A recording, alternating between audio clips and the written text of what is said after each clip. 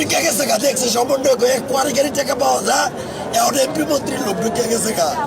ওরা এমপি মন্ত্রী হওয়ার জন্য যে পরিমাণ কাজ করতেছে, তার নিম্নতম কাজও আমাদের জন্য করে নাই।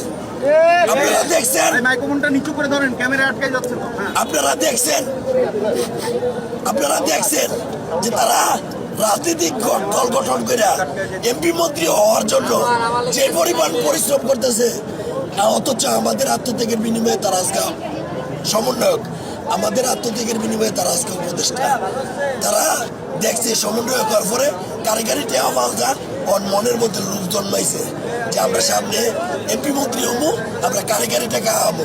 আর এই আন্দোলনের আগেও তো এই সমন্বয়করা 5 জনের চা খাইলে একজনের পকেটে দিতে পারে নাই।